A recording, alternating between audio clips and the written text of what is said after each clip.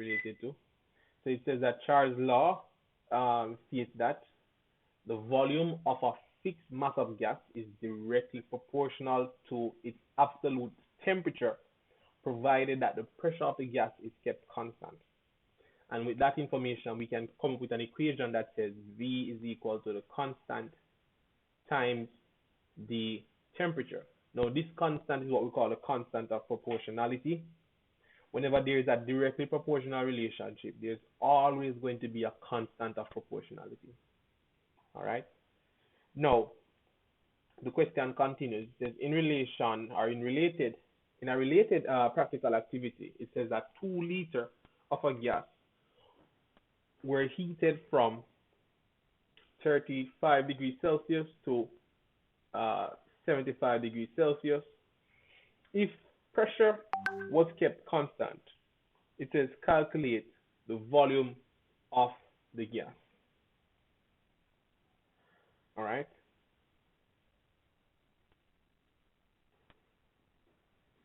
Now, what do you propose? Any of you guys know what we would do in this case? And by the way, these are all passive questions.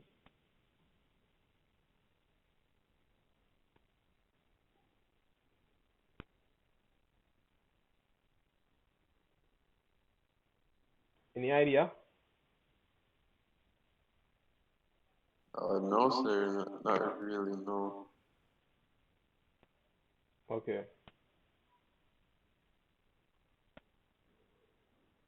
All right. Now, there are several ways we could attempt this question, right? The thing about this,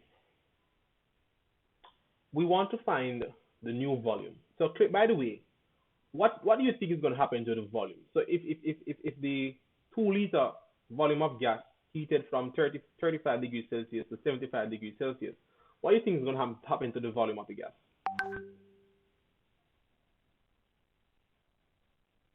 Sir, repeat that, please. Yeah. The question is, if the 2 liter gas, right, was heated from 35 degrees Celsius to 75 degrees Celsius, what are we expecting to happen with the final volume of the gas? Would it decrease, sir? Why would you want to say it would decrease? Because the heat's increasing. You said decrease, the volume is going to decrease, is that what you're saying? Yes, sir. All right, but if we look back now, this is related to Charles' law, right? What did Charles' law state just now?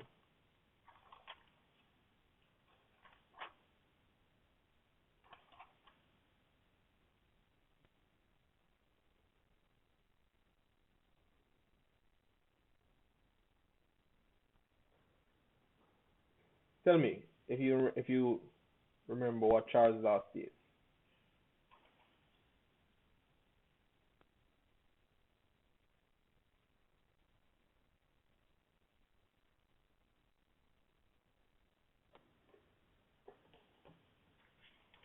Like, you have to remember these laws, you know.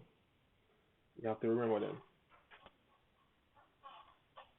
Sir, isn't that the one that states that an amount of volume or is like volume and gas are directly proportionate to each other or something like that? Right. It not well. Yeah, something about directly proportional is there, but what you said just now, I'm not sure if that's exactly what it is. But what Charles' law states to us is that um, the volume of the gas is directly proportional to the temperature. So what I was expecting was for you to say that the volume of the gas would increase and not decrease because the temperature is increasing. You follow me now? Yes, sir. And if it makes sense to you, you can let me know, right? So because the volume of the gas is increasing and we're considering Charles' law, then chances are we expect that the volume at the end of the day should increase, right? But to what amount, that's what we want to calculate. No. Now, mind you, there's a particular formula that I'm going to kind of show you just now that is going to be useful in calculating the final volume, right? I'm going to write the equation on the screen. I'm going to see if you have ever seen this equation before. So the equation can be written as such to say V1, right, divided by V2 is equal to T1 divided by T2. Anybody ever see this equation before or have ever used something like this before in calculating anything? You probably should have used it in fourth form.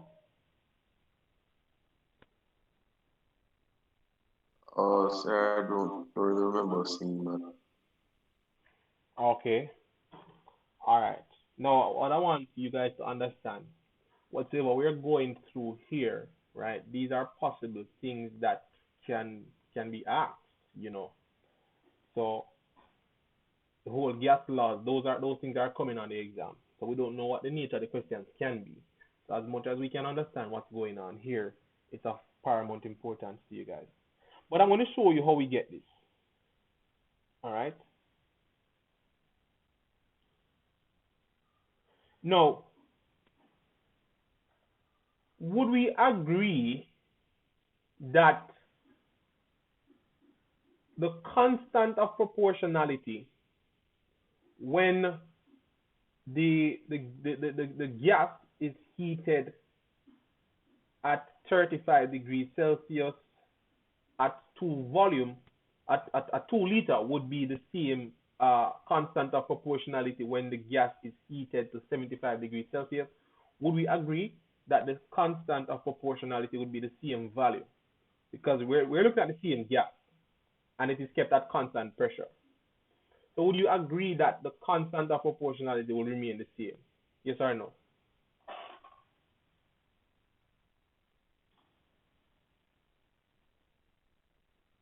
Yes, sir. You said yes?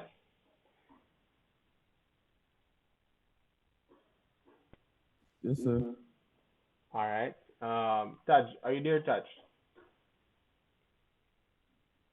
Yes, sir. So what we must understand here is that our constant of proportionality is going to remain the same for both scenarios, right? Now, this is what we're going to do. There are two ways we can do this question, right? We could have found the constant of proportionality, that is one, or we could have gone ahead to use the equation that I showed you just now. So this is what I would do though. I would look at the two equations. So for volume 1 is equal to the constant times the temperature. Now, I want to transpose this equation, right, to make constant becomes the subject. Sorry about that.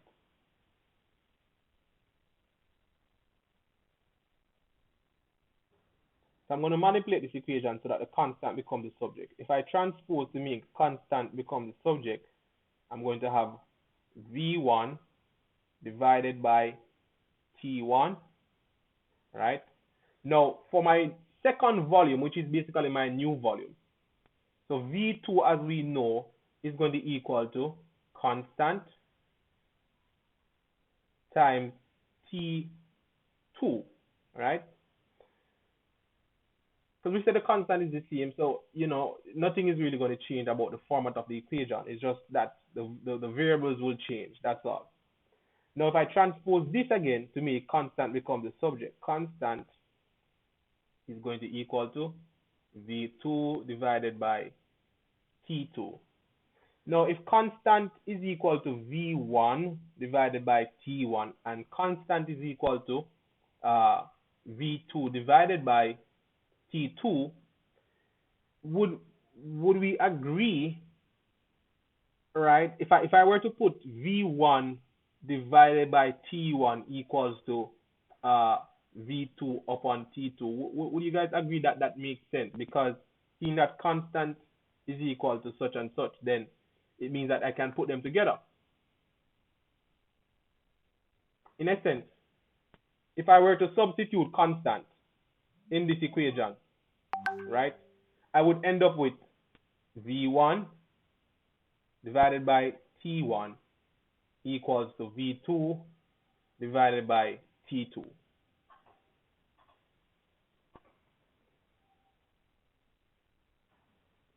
If I lose anywhere, let me know, right?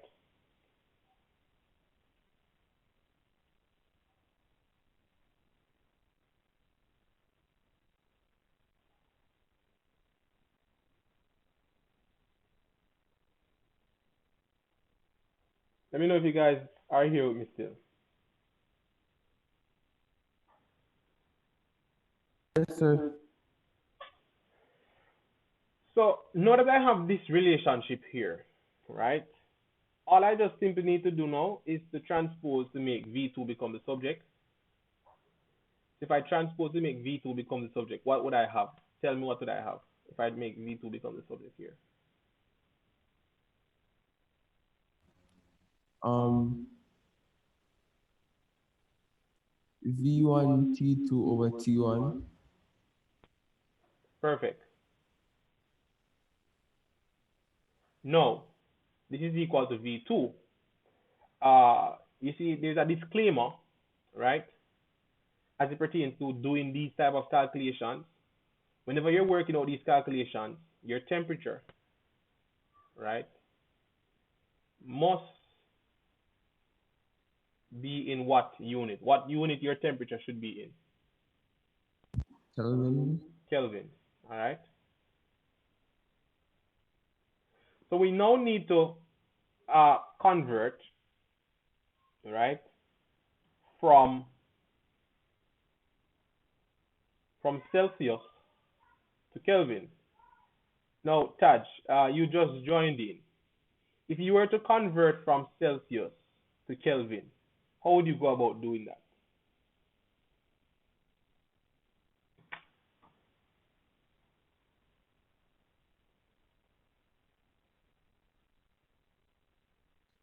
Sir, you add 273.15. Yeah, man, indeed, indeed. Right. So in essence, there's a small formula that says T is equal to, uh, temperature in degrees plus 273.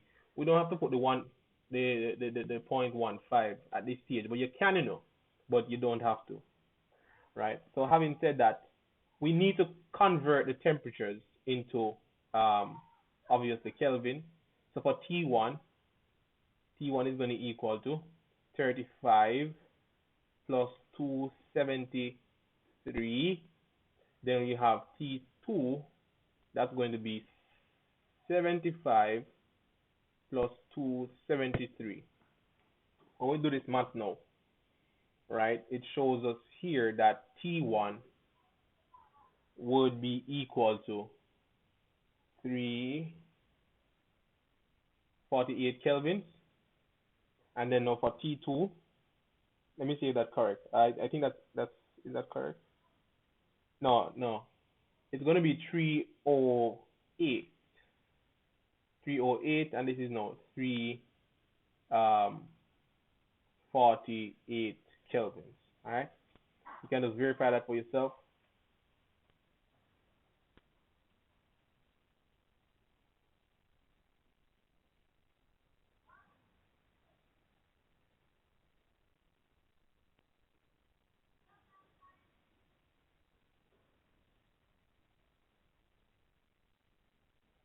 Are we good now?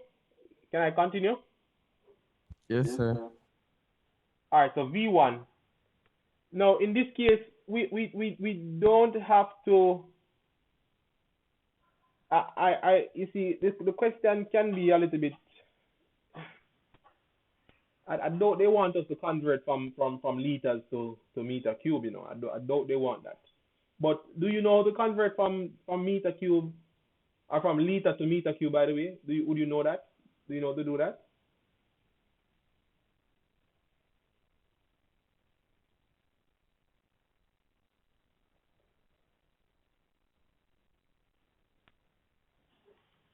Wait, repeat that, sir. Yeah. The question is, let's look at the volume. The volume is in 2 liters, right? It's 2 liters, and I'm saying, you know, I doubt they want us to convert from liters to meters cube, right? I doubt it would affect the answer. But I'm then asking the question: do you guys know how to even convert from liters to meter cube? No, sir. Yeah. So in this case, we're not going to stress ourselves over this, but in a sense, though, one meter cube is equal to, I believe, 1,000 liter, right? But we're not going to. I don't think it would affect the answer, right? So let's not stress about that. All we just need to do is to find the volume. And obviously, when you find the volume, you put it back in the same unit, which is going to be in liters. So we're just going to use the formula that says V1 times, well, let's just put in the values now so that we don't take up too much space. So we know V1 already, which is 2, right? So we're saying 2 liters multiplied by T2, which is 348 Kelvin. Divide that by 308. This is now equal to V2. Somebody work out this math for me and see what value you're getting quickly.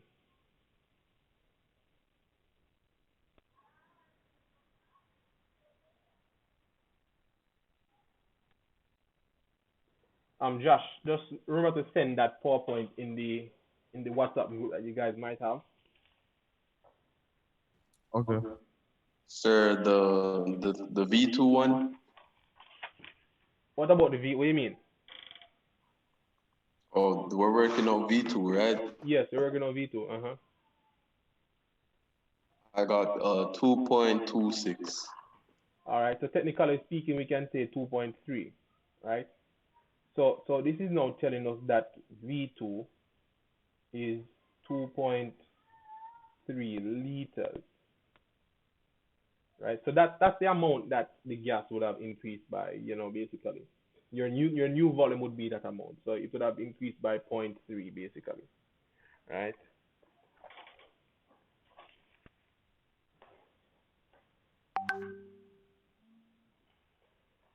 Okay.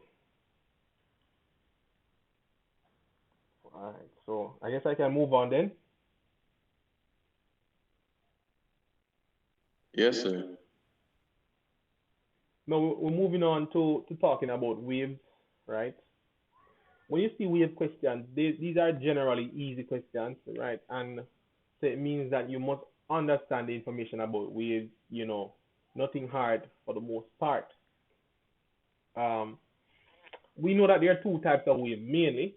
At this level, you'll hear we're talking about two types of waves: longitudinal and transverse waves, right? The question is, what is meant by the term longitudinal wave? Anybody can give that a try?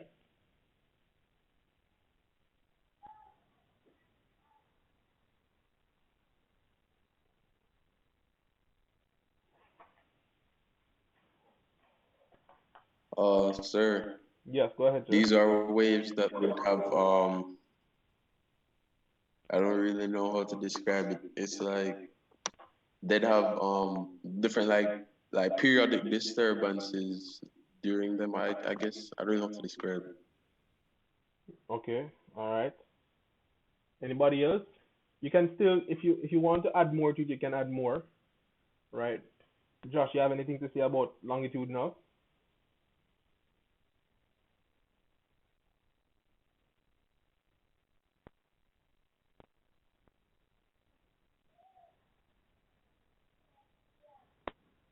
Josh, let me know if you have anything to say.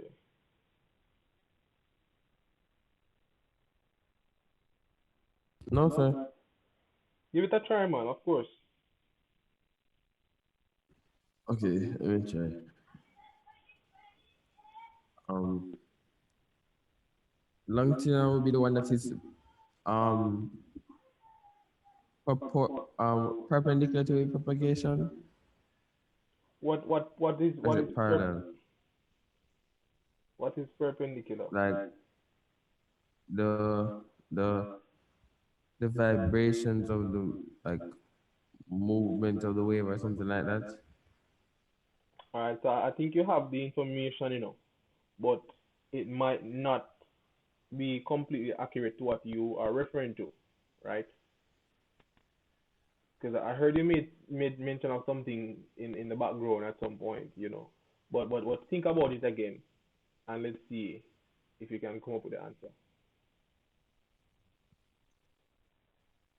Um,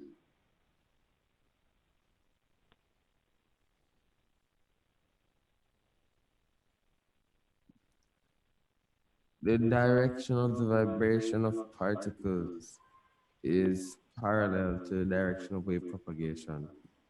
Where you find that now? Where you find that answer? In my notes. In your notes. Okay. Yes, that is exactly what it is. So Taj, that's what a longitudinal wave is for the most part. Now, if you were in a lab, right, or in the classroom, there's something what we call a slicky spring, right?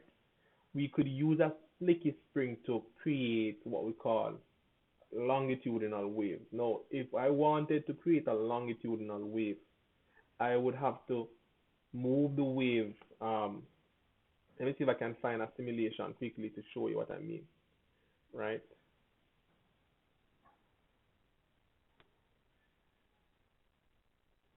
But the thing about longitudinal wave is that the vibration is parallel to the movement of the wave. So let me show you what I mean. Hopefully this sets the stage. So if you look, right, that is basically a longitudinal wave. So the wave is being pushed towards the right. Now, when it comes down to the vibration of the vibration of the particles move parallel to the motion of where or the direction of where the wave is going towards. As it pertains to transverse waves, the particles tends to vibrate perpendicularly, right? Or in other words, it vibrates up and down to the direction um, of the wave. So if you look at this is a transverse wave. Now the particles here, they're basically moving up and down, right? So with a transverse wave, the difference between a transverse wave and a longitudinal wave all lies between where the vibration of the particles um, are going, basically. So for transverse, the particles vibrate up and down. So when you go to the ocean and you see the waves going up and down, it is as a result of the particles that are moving up and down why you have that, right? But when it comes down to longitudinal wave now, we're simply saying that the particles vibrate in the same direction where the wave is going. Okay?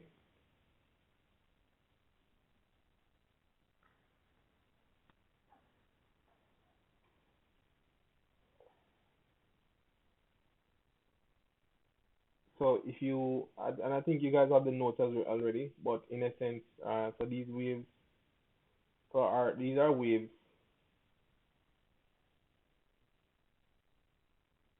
right, in which the particles,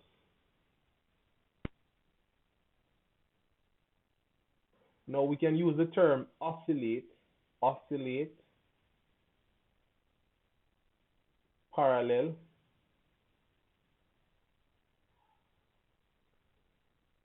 to the direction of propagation,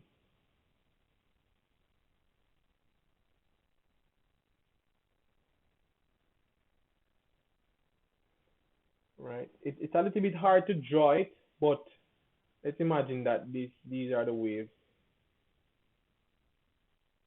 right? Then you could just simply put an arrow to say that this is going to show the direction of the wave,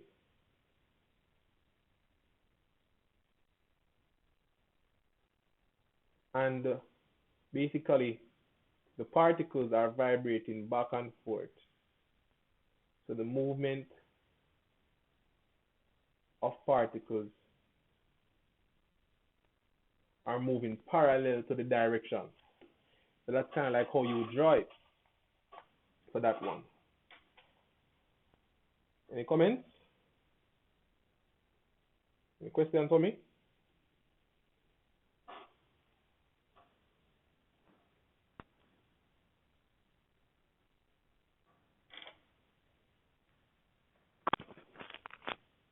Let me know if you guys have any questions.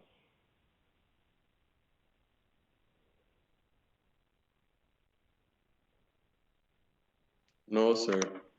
All right, what about this question now? It says that figure 2 shows a wave train in which the points are A to I and W to X are shown. It says identify using two letters the distance between any 2 points of the following in the wave train. The first one is a wavelength. The second one is the amplitude of the wave. So look at that graph there and decipher which two letters you would use to identify one, the wavelength, and two, the amplitude. Easy question, guys.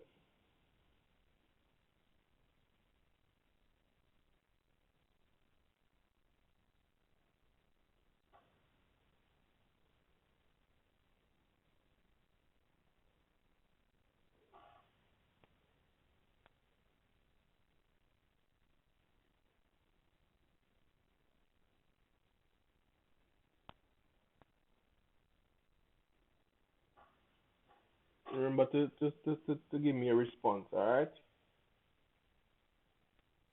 Sir, for wavelength is AC.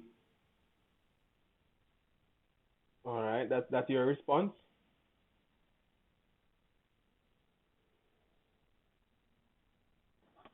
Josh, what about yours?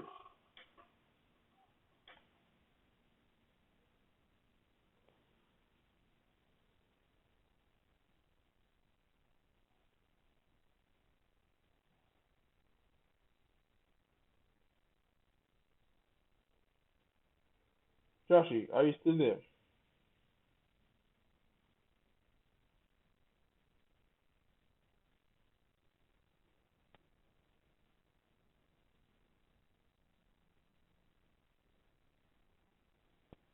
Is Joshua still there? Where is he? Joshua, you went for something to eat.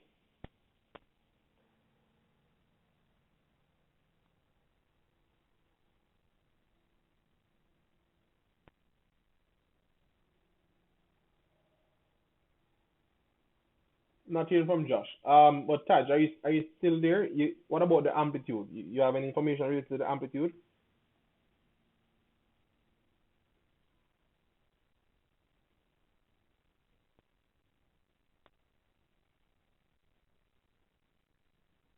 Sir, for the amplitude, could D work? Remember they said two letters, you know. BD. When you said BB, BD you said? BD. Oh, okay. All right. So now I want you to pay attention. Josh, are you back now?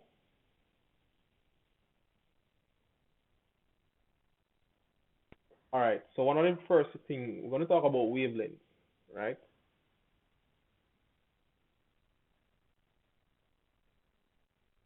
Wavelength. Now, first, the symbol for wavelength is lambda.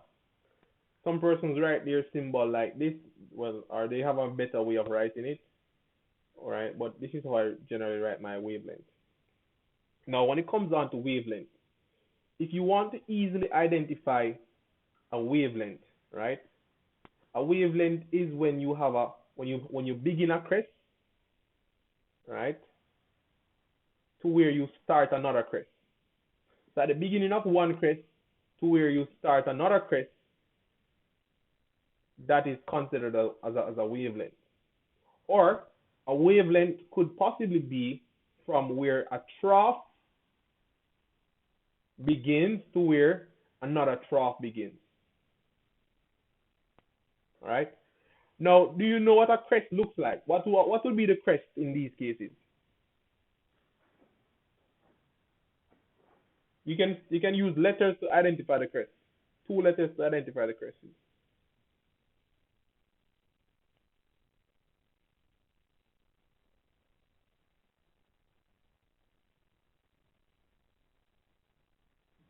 You gonna give it a try? So repeat that, please. Yes. So, uh, what was the last thing you heard me saying, by the way? That for a wavelength, it's the start of a wave and the end of one. All right. So let me say it again. So for a wavelength, right? You can identify a wavelength from where a crest starts, right, to where another crest starts, or from where a trough starts to where another trough starts. Okay. So in this case, and the next question would be, how can you identify a crest and how can you identify a trough? How do you go about doing that?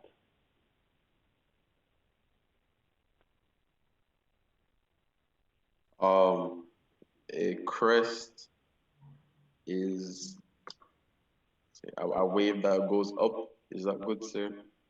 All right, all right. Well, a trough would be one that would go down. Okay. Yeah, I mean, basically, right? In essence, that the same. So in essence, the positive portion, right? Anything in the positive region here would be considered to be our crest, right? So we have two crests at this point, right? And you have two troughs in the negative region. So these are your troughs, right? And then now these are basically your crests. Now, from where would my first crest begin and where would the second crest begin?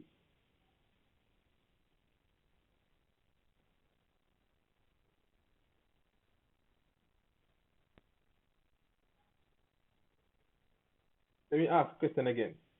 So remember now, we said that a wavelength basically is from where a crest starts to where another crest starts. So where on this wave uh, thing would you identify where a crest starts and where another crest starts? What two letters you could possibly use?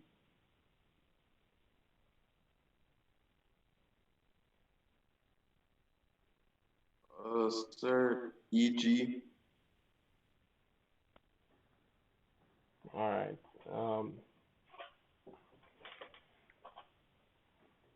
So let's look at this.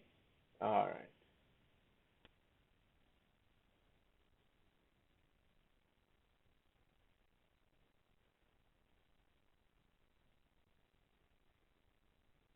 I'm going to show you something, and I want you to grab onto it.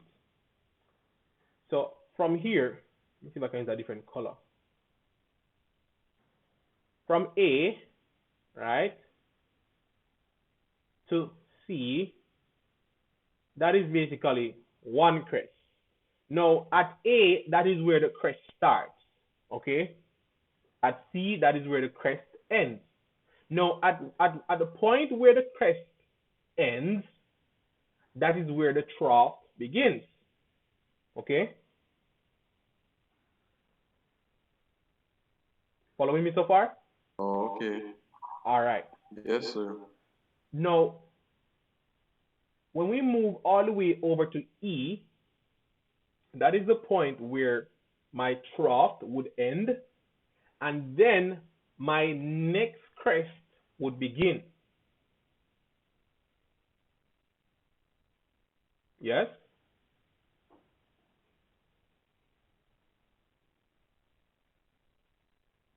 Oh, okay. I understand now. Now, when it comes down to identifying a wavelength, right? A wavelength is essentially when you start a crest to where you start another crest. So in this case, one wavelength could possibly be from A to E. Another thing that I could also say about a wavelength is when you see one complete crest and one complete trough. All right?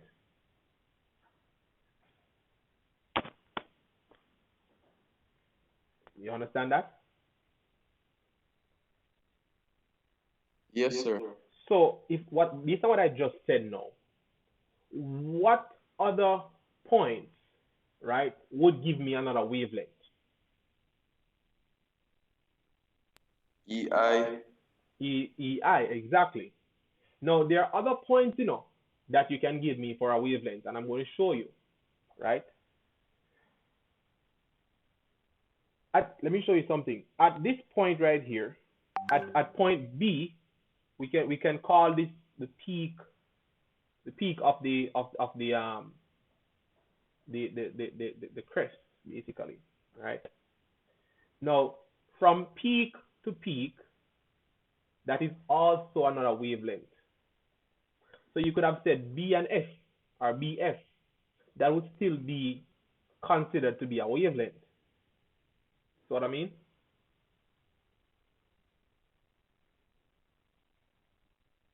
Yes, sir. But this can be a little bit tricky because you now have to know that you would have to subtract the values, right? So let's imagine that Y is 10 and W is 5 for argument's sake.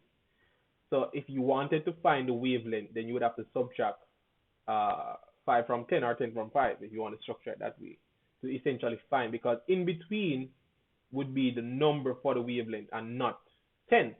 So you have to subtract that. Now, the reason why I like to start at this part here, because it does not allow me to subtract anything. Because I know if I start at 0, then whatsoever number that corresponds to E, then that is essentially going to tell me exactly what my wavelength is.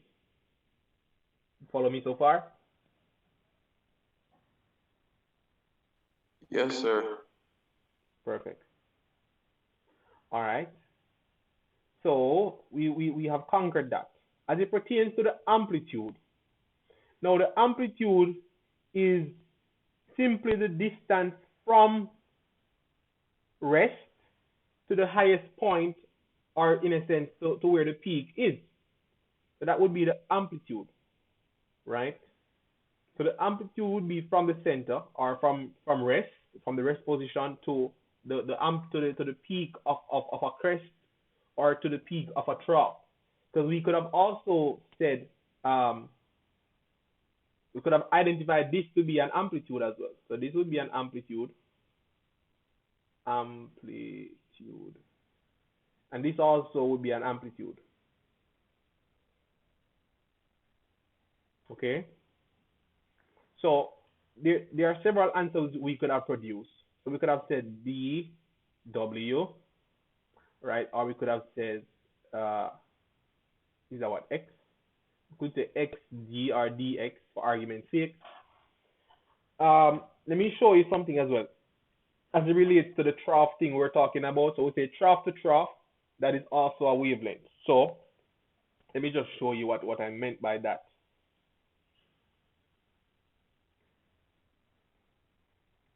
So remember what we said now, to get a wavelength using the trough, I would have to consider where the trough begins and where it ends. So at this point, at C would be the point where my trough begins, right? So here I have a trough beginning here, going to E, the trough would have been ended there. Then it's now going to go to G. G is that point where it's going to, hello? What are you doing? Yes, sir. Yeah, man, we're gonna have stuff later. Yes, sorry about that. Just got a call a while ago. Yeah. So I was saying no for the trough, right? So C is where a trough would begin, and my next trough would begin at G. So possibly speaking, um, we could have said D, well not D, but CG because we're using the trough. But as I would have pointed out to you, if you really want to find that value, you would have to subtract. So if C is say let's call it 8, and then now G is 20, then you would have to subtract these values to get the wavelength, right? So 20 minus 8 would give me the value 12 meters for my wavelength, all right? So that's just really what I'm saying here.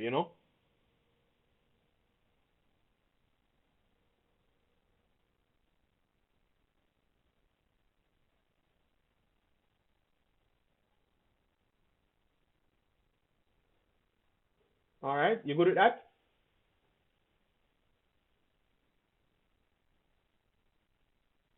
Yes, sir. I wonder if Josh is back. I haven't heard from him. Maybe he fall asleep. Hello? Oh, you're here now, Josh. Yes, sir. You'd have run away a little bit. Yes, sir. I was at the bathroom. Okay, okay, yeah, man. All right, all right. So I think you're good with information as well that we're talking about here pertaining to the wavelength and all that. I don't know if you caught that part. Yes, sir. I'm good with wavelength. All right, good. Now, here the question continues. Question says a slicky spring, as I would have been talking about, can be used to generate a transverse wave. It says that in the box below, draw and label this waveform. It says clearly identifying the particle movement, also the waveform motion or movement rather, and it says at least one crest and trough. So I think you guys know how to do that. Yes? Yes, sir. All right, so just do that for me quickly. You can just catch it for yourself, and then we'll describe it when I come back. Just give me a. I'm gonna give you guys a 5 minute rest break. So maybe you want to go and drink a little bit of water. Do that, and then now we just resume right at 11:45. Just a 5 minute. All right. I mean, Josh would have taken his one already, without me knowing. So Taj, maybe you want to drink a little water, and then we just resume, or you can just work on this one in the next in the 5 minutes period there, okay? So what happened? You weren't able to do it or what?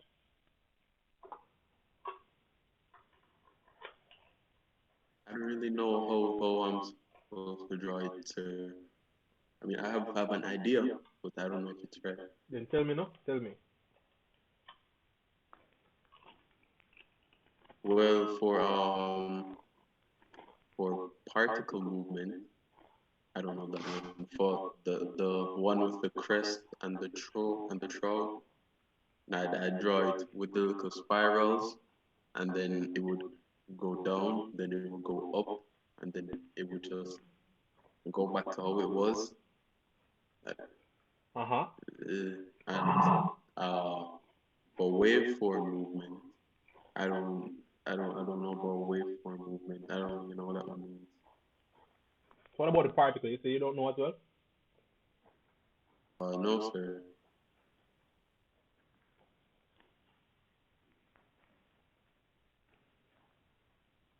So we could basically draw something like this.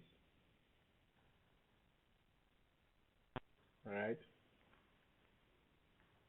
As it relates to wave movement or waveform movement, we expect that the waveform movement will be going in one direction.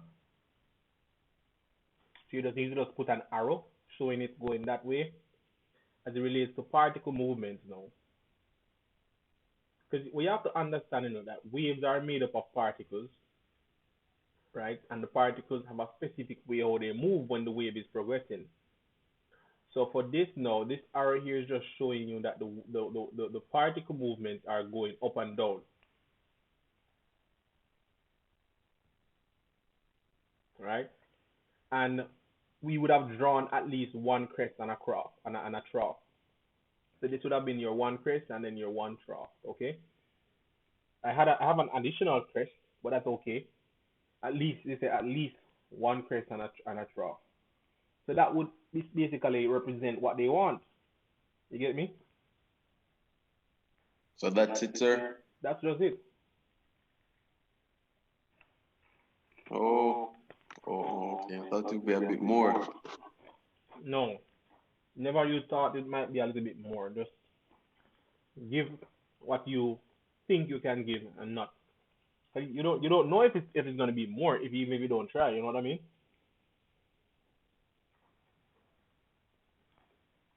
All right. The question continues. It says that a steel pan produces a sound of frequency 0.35 kilohertz. The speed of sound in air is 340 meters per second. It says what is the wavelength of the sound generated by the pan? How do you solve this?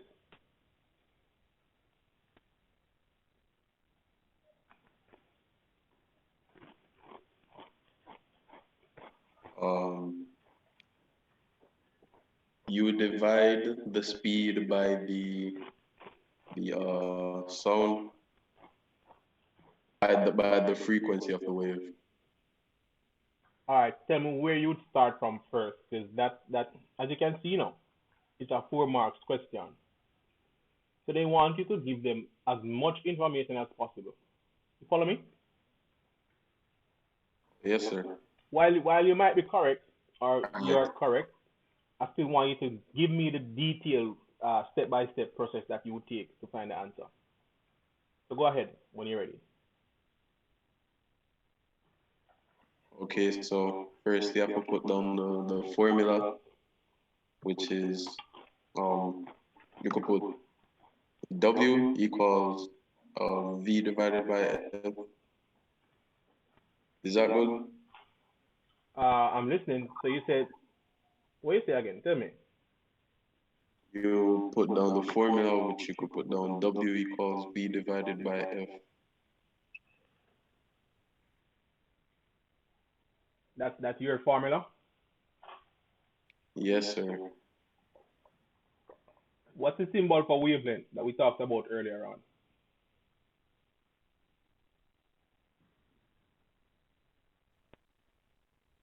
Uh,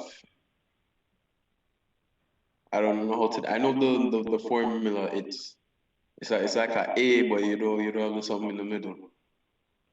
Oh, okay. So wavelength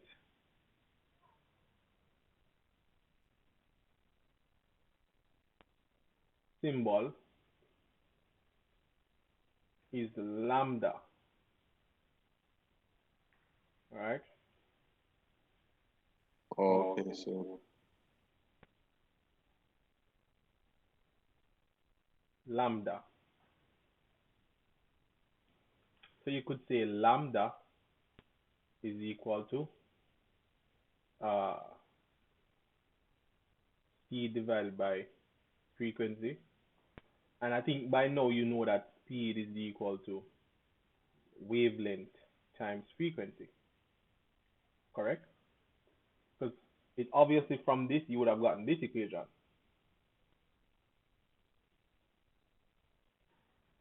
yes, sir. All right, perfect. So now we just go ahead and put in the values now. So what we call this symbol again? Lambda Yeah. So we're saying, tell me what values I need to write here. 340 divided by. Would you change the kilohertz, sir, Yes, indeed, to indeed. to regular hertz, or You should change it. how much? How much would you change it to? Regular hertz or All right. So you need to change it to regular hertz. How much does a kilo represent? A kilo is 1,000. Okay, So you times the 0.350 by 1,000, and that will give you 350. exactly. Right. So in essence, that's basically what we're supposed to have here. So not true. Oh, yes, sir. We and what's going to be the unit, by the way?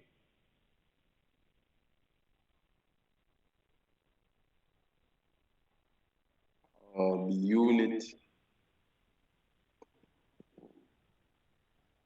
would it be the same lambda, sir? No. Lambda is not the unit, right? Lambda's wavelength. Yeah. I don't know the unit, sir. All right. Wavelength is measured in meters. All right. Okay, sir. So the unit is going to be what's going to be Meters, meters. So you can divide up the values here and tell me what you're getting.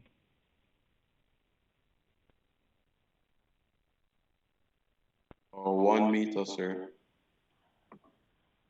Well, it's not technically 1 meter, right?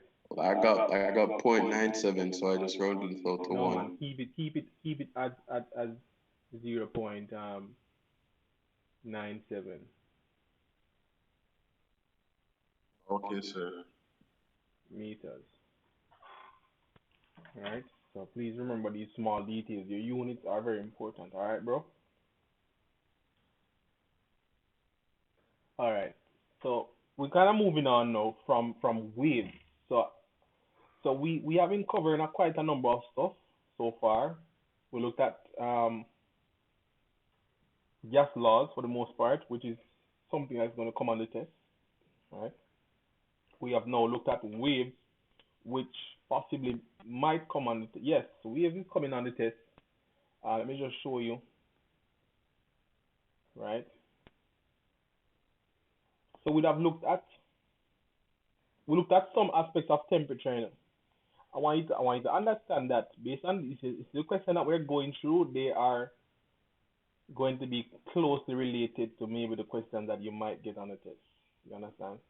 So we looked at some degree of temperature, meaning that converting from Kelvin to or from Celsius to Kelvin, because that is linked with the gas laws, because you would have to use that knowledge to calculate certain things. Then we looked at the types of waves, longitudinal, transverse. We know how to draw them. We were able to pick out certain information from the graph. Speed of sound, we would have just looked at the equation for the speed of sound that says V is equal to wavelength times frequency, and we would have been able to can manipulate that. Now also, well, we haven't gone and talked about reflection, refraction. We haven't looked at critical angle yet, total internal reflection. Not sure if we might do that in today's lesson, but alternating current, we definitely want to look at that. We also want to look at resistance. Possibly we might, if we have the time, we'll look on particles in an atom, radioactive emissions, and half-life. I believe I have a thing on half-life. So those would have been some topics that we're going to refresh mainly.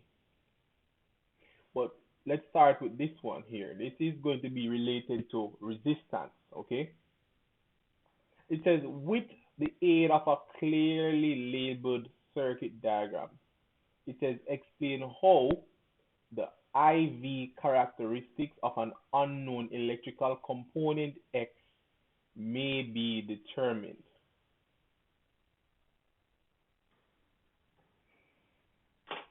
What do you think about a question like this?